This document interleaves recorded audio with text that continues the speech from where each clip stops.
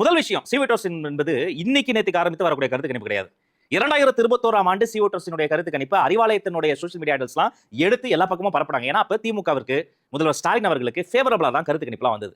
இன்னைக்கு இந்த கருத்து கணிப்பு என்ன எடுத்துறாங்க? கட்சி இல்ல, தேர்தல்ல முதலமைச்சர் வேட்பாளர்களில் மக்களுக்கு விருப்பமான முதலமைச்சர் வேட்பாளர் யாரு என்று கேட்கிற பொழுது நினைவு சரியாக 27% நினைக்கிறேன் டிஎம்கே ஸ்டாலின் அவர்களுக்கும், அதற்கடுத்து ஆல்மோஸ்ட் 18% வந்து டிவிகே தலைவர் விஜய் அவர்களும் கொடுத்திருக்காங்க. Followed by ADMK and BJP. இதை தான் அவங்களால டைஜஸ்ட் பண்ண முடியல. அது எப்படி நீங்க டிவிகேக்கு தருவீங்க? நான் கேட்கிற கேள்வி என்னன்னா, ஸ்டாலின் அவர்கள், விஜய் அவர்கள், இபிஎஸ் அவர்கள், அண்ணாமலை அவர்கள் எல்லாம் இந்த கருத்து கணிப்பில் இருக்கிறாங்க. ஆனா திமுக தரப்பினுடைய நம்பிக்கை நட்சத்திரமாக பட்டத்தில் இளவரசராக இருக்கக்கூடிய மதிப்பிற்குரிய துணை முதல்வர் உதயநிதி ஸ்டாலின் இந்த பட்டியலே இல்லையே.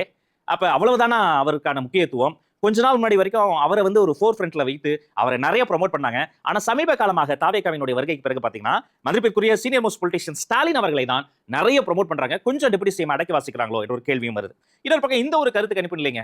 நம்ம துக்ளக் இருக்கு பாருங்க, அவங்களுக்கும் நமக்கு ஏழாம் பொருத்தம். அவங்க கொள்கை வேற, நம்ம கொள்கை வேற.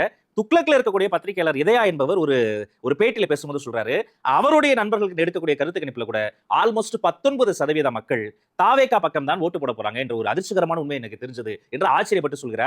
இன்றைய கள நிலவரம் இதுதான். இன்னும் அடுத்த நாட்கள் இப்படி நிறைய பேருக்கு ஆச்சரியம் இல்ல, அதிர்ச்சி இல்ல, அதற்கும் மேல அவர்களுக்கு ஹார்ட் அட்டாக்கே வந்தாலும் ஆச்சரியப்படுறதுல அதை போன்ற விஷயங்கள்லாம் நடந்துகிட்டு இருக்கு. மக்கள் மத்தியில தாவேகாவினுடைய எழுச்சி ரொம்ப பெருசுங்க.